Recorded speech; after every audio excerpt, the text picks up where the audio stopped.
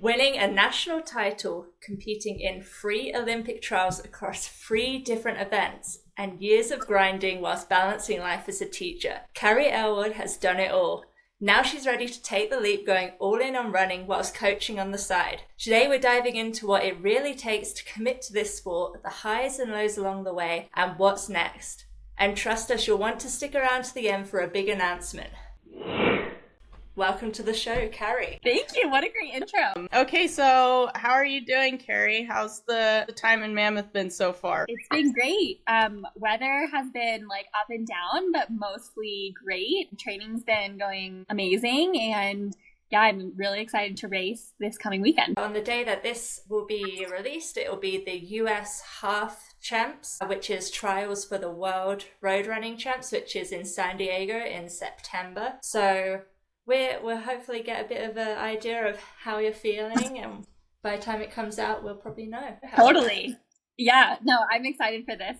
This is, I guess it's my first half marathon championship race. I don't think I've ever done that USATF like half marathon championship race, but I've done a few halves in my career, not a ton, but it's one of my favorite race distances. That and the 10 mile is like my favorite, and so I'm excited. I have yet to do a 10 mile or I think that would be the next step for me though. After 10K is pretty fun, but 10 mile would be the next step up. I don't know. The 10 mile I find is the best distance because it gets hard at 10 miles in a half marathon, like really, really hard, and you want to be done. So if you can just be finished at 10 miles, it's like perfect.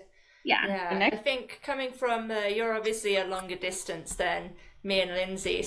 So half marathon seems like a long way to me, but also then so does 10 miles. Totally. And Carrie was at the Kook Run 10K as well with us. She came second place, as again, which is a sprint for you, I'm pretty sure. So turn gears over. Yeah. How far were you behind first place, Carrie? I don't think I saw the results. It was kind of a ways behind, honestly. It was less than a minute. I mean, a minute in a 10K is like a lot. 40 seconds maybe, something like that. Okay, but also technically you could cut that down really fast over a 10K, so that's another way to look at it. Yeah, I like that way of looking at it. Yeah, only a few seconds per mile. Okay, so it looks like you have been top 3 at US Cross before, and this time you won. Mm-hmm. And okay, so can you tell us a little bit about that and kind of like what does that feel like to get a national title? And when did you realize like, hey, I got this in the bag, like this is a real thing? At what point in the race were you like, I'm doing this?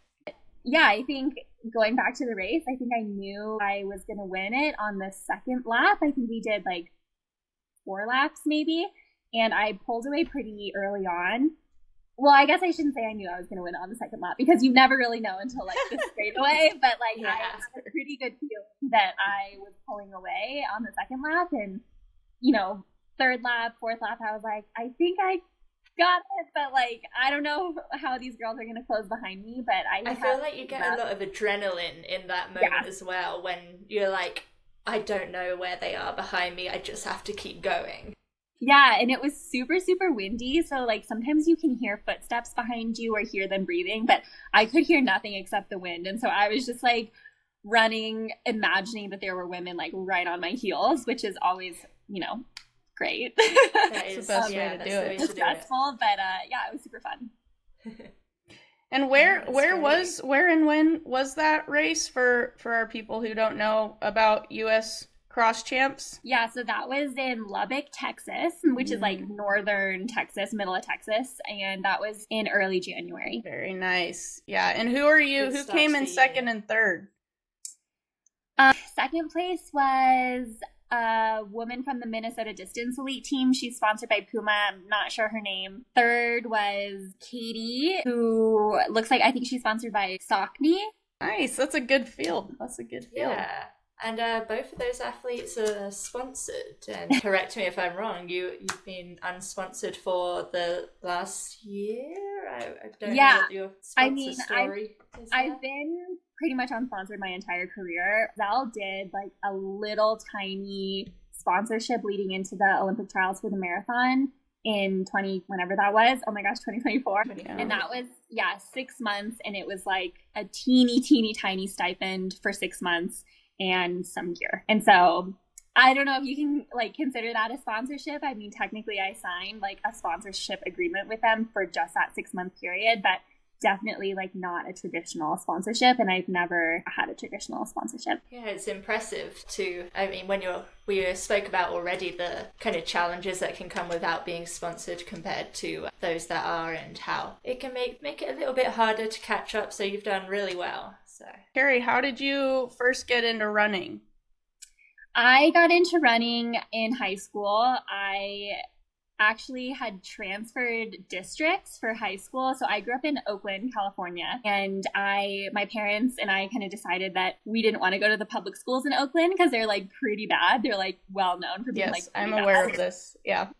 And so like over the Oakland Hills was a school district that was a little bit better. And my older brother had been going to that school district. So I did a district transfer. And with that, I was like at a whole new school. I did not know a single soul at all. And my parents were like, you should go out for the cross country team to like, get to know some people before school starts. And I was like, like maybe. And they were like, well, it'll be really good for soccer. And I was like head over heels in love with soccer. And so another one. Yes. Unlike it's like so cliche of a running super story, cliche. That's how we do it. Yeah. And in California, obviously, soccer is a winter sport. And so cross country being in the fall, track being in the spring, it kind of like made sense. And so I was like, I guess so. And I'll never forget like the night before the very first cross country practice. And cross country practice started like a week or two before school started. I pretty much threw a temper tantrum to my parents. And I was like, I did not run it all over the summer. Like, do not make me go to cross country practice. And they kind of like put down their foot and were like, I think you should really go. And so I was sort of forced into it, fell in love with it pretty much from day one. Like the places I got to run, the people I got to run them with, it was super fun. So that's how I got it. Thoroughly relate to the tantrum with I remember, San Francisco cross country race. I was sick, sort of, but my mom wanted me to do it, and I was like, Mom, I don't feel good. I came in, like, second to last. It was so bad, but I was throwing a tantrum. But same thing, you like, love it at some point, so, like, or you hate it. I learned to love it. You obviously learned to love it, too. So. Yeah, it worked out in the long run, but at the time, I was like, running is not for me. Right. Yes. So when did you kind of realize that I'm actually quite good at this? Probably like my freshman year of high school. I was like, on the freshman sophomore team, and we had like a local race, like just like a dual meet sort of situation. And I think I placed top 3, and I completely surprised myself because I was not going in with the intention of like doing anything crazy. And I kind of like ended up top 3, and I was like, that was kind of cool. Winning and like doing well, being at the front of the race, like that's kind of fun, and pushing yourself is fun. And so it was like a slow progression of falling in love with it. But I think I realized kind of early on that I was sort of okay at it. So I was like, I might as well just stick with it. Well, you say sort of okay, but I've done some digging on you, Carrie. And you competed at the World Cross Country Champs for Team USA as an under 20. And do you remember where you came in this race? I think I was 19th. Something like 19th or so, but you're also top American. Yes, I was actually most proud of being top American. Yes, which with the quality of the American athletes, I think that's very impressive as well. Absolutely. Do you remember? Do you remember the experience, or what could you take away from that?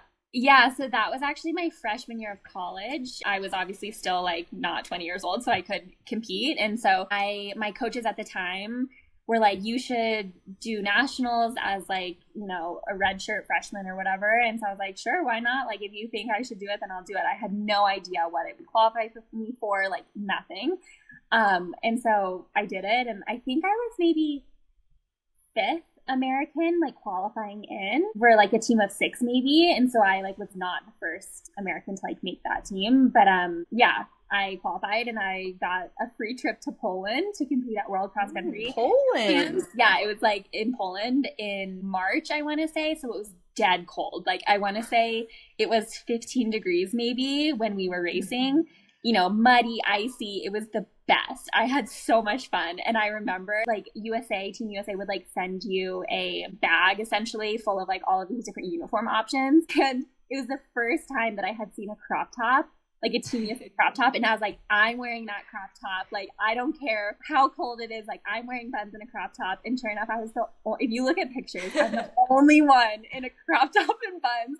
And I was so cold. I don't think I've ever been so cold in my entire life. She's like, it's muddy and icy. It was the best. Like, I was miserably cold, but I rocked that crop top, and I'm so proud. We've spoken about it already. I really think that's the way to do it. I would have done the same. That just confirms our reel and our story from the couple episodes ago. The crop top is a necessity. How you've made it is if you wear a crop top. Exactly. That's it. Yeah, from a British background, we absolutely love cross country. So watching the World Cross Country Champs is something I always look forward to and would love to one day qualify for. And I probably watched your race because I remember this was kind of the OG. We had Amelia Garesha and Bobby and Alex Clay, who were some really big names in the sport at the time. And they've kind of all moved on to different things now, but here you are still going. And also I looked at who won your race. Faith Kipyegon. Ooh. Faith Kipyegon won your race. Good to know. I had no idea. Yeah, I went looking and I was like, wow. Stevie knows more than you do at this point. Company. Yeah, I'll say. You should put that in your bio or something. Put that in your list of I was in this race with Faith, by the way. Yeah, maybe if you zoom in some pictures, maybe she'll be good. I'm sure. And then so it looks like you competed in the Olympic trials for 5K and 10K and the marathon now. So do you feel like you've found your event, or is that still evolving right now? I want to say it's still okay. I want to say I found my event, but it's absolutely still evolving. I love the marathon, but I have not nailed the marathon yet. I think that's probably, if you look at my times, that's probably my weakest event, but that is the event that I love. And I think because I haven't nailed it, I'm kind of being stubborn with it, and I'm gonna nail you one day. So I keep coming back even though it keeps destroying me. And so I think I do believe that I have the most room for growth in the marathon, but haven't necessarily shown that in results yet. I make a that's what she said joke. I couldn't make a that's what she said joke. I was gonna do it, but might have to.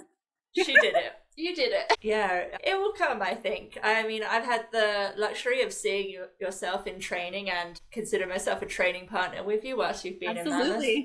I know the hard work that you can do, and I know that from the training I saw, it wasn't quite the reflection when it came to the results. And the last marathon you did was the New York Marathon, which is by no means an easy course, for sure, but... Yeah. Hilly over there. I think a lot of people think it's just a flat area. It is not. It seems like it's kind of, rolling. And when I did the 5K there, I was like, I thought this was going to be flat, and I was struggling going up those hills. And if you add in the bridges, it's brutal. Exactly. There you go. Yeah, you're going up and then you have to go back over. I mean, and you're still fairly new, would you say, to the marathon? So you have some time to figure that out. Yeah, I did my first marathon in 2021, and I've done one a year.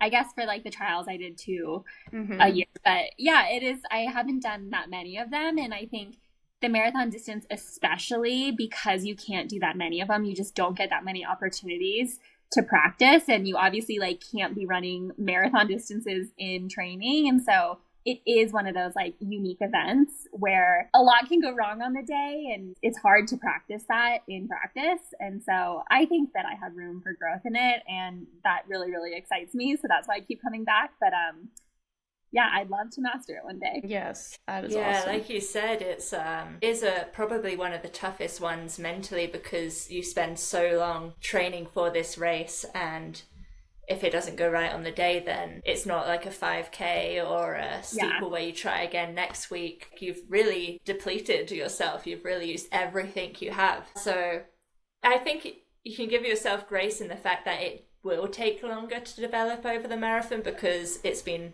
I guess, three years and you've done this many. Whereas in 3 years, I could have done 25 steeplechases. Totally. Something like Exactly. that. Yeah. I definitely believe you've got more potential knowing you. But you did the Chicago Marathon and you were in the top 8, I want to say.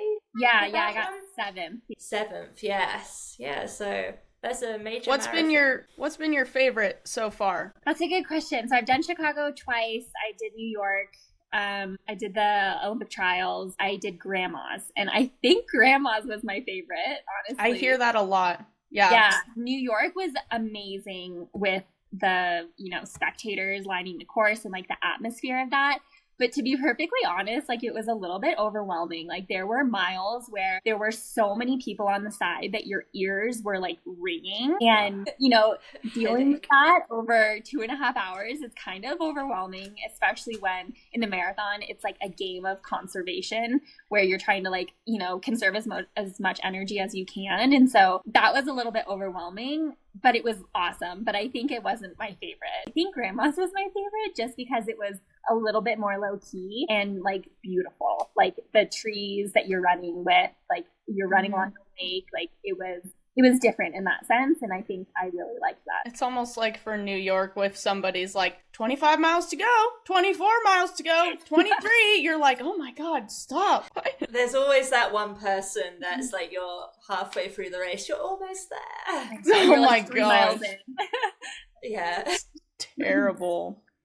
Has there been a moment in your career where you're like kind of questioning, like maybe I don't belong here? And how did you, if you did have that, how did you push through it? Yeah. I think so.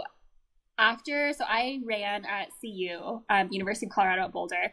And I think after that college experience, which had like great moments and like some really low moments, I did not want to run anymore. I graduated and I took like a year and a half completely away from the sport and like away from running because my body couldn't handle it. I was like always getting injured. Like I just did not love it anymore. And so in that moment, I was absolutely questioning like myself in the sport. And I didn't think I had a spot in the sport anymore.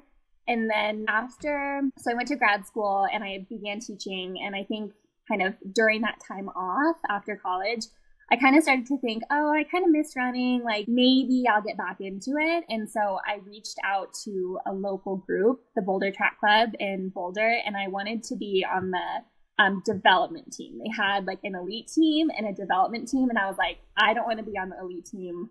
I don't belong on the elite team. I want to be on the development team. And so I reached out to the coach at the time and I was like, hey, like, can I join? I just want to like, join some practices, like have some fun. And he was like, you really need to be on the elite team. And I was like, I don't know. Like, I don't really know if I should do that. I didn't really like trust my body being able to handle that. And yeah, I just was like, no.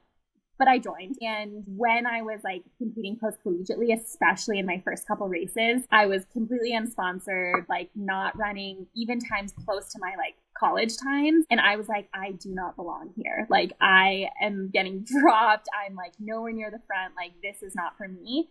And so I think in those moments, I definitely was like, no, the sport and me are like not friends anymore. But I stuck with it because I'm stubborn and I really, truly deep down, like believed I could be better. And I've had to work through a lot of self-doubt over the last however many years I've been doing this. I finally, I think over the last like 3 years, come to this point where I'm like, oh no, I belong on, the start lines with the most amazing runners in the United States. But it's taken a lot of time to get there. And can you tell us, definitely do. How old are you? I'm 30. Okay, so for our other runners out there, if you still love it, obviously, like, don't give up, because it takes a lot of time sometimes to really feel like you get in a flow or getting that confidence that will push you to the next level. So that is awesome to hear. That's definitely the thing with running. It's so hugely mental that, and it like you say, it's not a quick fix. And even when you feel like you found your place, you belong, there's always going to be moments when those doubts come creeping back in, and you've hopefully now got the skills to feel the emotions, step back and remind yourself, like, I belong. Yeah. Yeah. And I think as long as like you believe in yourself, that's like all that matters. Like, it doesn't matter if no one else believes in you or if you're not getting the results you want. Like, as long as you truly are like, no, I know I can do this, then you should be going after it and chasing your goals and like continuing to show up, because one day it'll come, and you might have to wait a little bit longer than you expected. Maybe you don't have to wait as long as you expected, but yeah, running especially, it just takes time. Yeah, this might not be in the event or area that you thought too. Like, Totally. I think stubbornness is a blessing and a curse, I think, but it's gotten me through that as well. Kind of leading on from that, was that a contributing factor to you quit your job as a teacher and you've gone full-time running, coaching on the side to help cover this? And was it I have to do this now? Well, talk me through that decision. Yeah. So I have always taught and ran and kind of fit running into my life as a teacher, which has been awesome. Like, I love teaching, and you can argue that it's a pretty good profession because, like, you know, school's out at 3, even though teachers have to stay a little bit longer, but we get the summers off. Like, there's really a lot of positives that come with that. But I found myself like wondering, like, how good could I be if I could like go all in and like dedicate myself completely to running? And that voice was always kind of like in the back of my head. And this past summer, I remember, like, it was like a moment that I will always remember. I was on a double with my husband, and I was like kind of complaining, but like not really, but sort of complaining about how I was like frustrated that other people could like sleep in the middle of the day or like eat a really good lunch, you know, while they're not teaching 30 kids, or, you know, go to training camps and like have all these opportunities. And he kind of just looked at me and was like, well, if you want to live that life, then do it. And I was like, what do you mean? I was like, what do you mean? Like, I'm not sponsored. Like, I can't just do it. And he was like, yes, you can. He was like, if you really want to go all in, then like, just do it. He was like, you are coaching on the side. Like, you have enough income. I'm really lucky that he has a really nice job. And he was like, we can make it work if you want to do it. And I was kind of in a transition already where like my coach at the time was leaving and I was looking for a new coach. And so I kind of was just like, yeah, like, let's do it. I'm in control of my life. I'm going to go after the life I want, and I'm going to see what happens if I go all in. And so that's kind of where I made the decision. And it was really, really scary for me because I'm a very like type A person, and I love control and I love like planning out my future. And the thought of not having like my teaching income was like really scary to me. But at the same time, like, if I like in the future, 10 years from now, 20 years from now, like look back at this moment of my life, I would regret not going all in. And I was like, I can deal with like putting failure on the line, but I can't deal with regret. And so I was like, that's all I need to know. Like, I'm going to just do it. And so I talked to a bunch of different coaches. Coach Castor was one of the coaches that I called. And I kind of told him my situation where I was like, I don't know, like, I'm teaching, but I'm thinking of going all in. And he was like, do it, go all in. And I was like, all right, if you say so, like, I'll do it. Yeah, sometimes you just need that little push. A little push. Yeah. And that's a good man. Your husband is a good man for saying that, because I think that's not always the case if people tell their spouse that they want to quit their job. So that's very, very, very good. Yeah. I'm lucky that he has a sport background. So he was a cyclist. Yeah. He kind of like understands the sport like aspect of things. So yeah. Yeah. I'm lucky. And that's pretty similar to what Stevie said about her. And my experience too. I guess all of us are just like, I can handle the failure, but not the regret of not trying to do it. Yeah, that's huge. Not knowing. Mm-hmm. I feel a lot of similarities in that whole story there, and it was a reminder that there's so much emphasis on when you're growing up, like, you need to get this job to earn the most money. And it's almost like realizing that, you know what, you don't have to be a millionaire. You don't have to be, you can actually go for your dreams and have like a stable income. Yeah.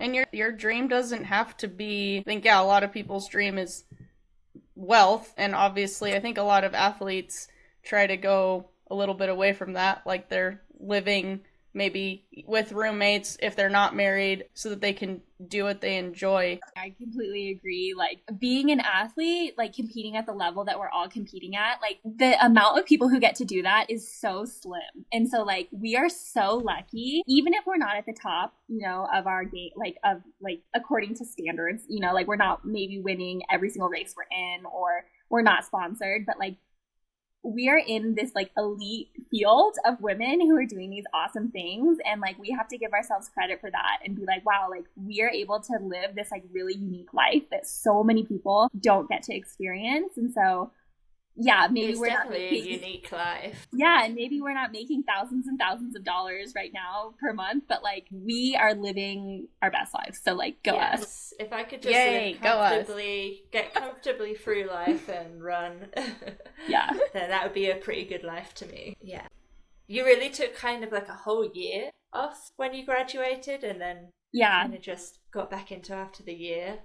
Yeah, I was not running at all. I was running like every now and then, but like by myself, maybe 20 minutes, maybe 30 minutes. Not really like training. Yeah, not training at all. Yeah. I've known a lot of people now, lots of runners and lots of friends who have done almost the exact same thing. They've graduated and they've stopped completely because work life has taken over, and it's taken them all about a year, and they're like, I actually really miss just the running part of it. So it's nice to see people come back in genuinely for the love of the sport, rather than the thought of I need to hit these performances. They're giving themselves goals to run a marathon, they're like having fun with it and fitting it around work, which is really good to see people getting back into it. And especially in the US, I think it can be harder to continue after you graduate, just with the US has a very, winning mindset, and they're incredible. You've got some of the best athletes in the world, but for those people that may not be at that level, it can almost be like, well, where do I go now?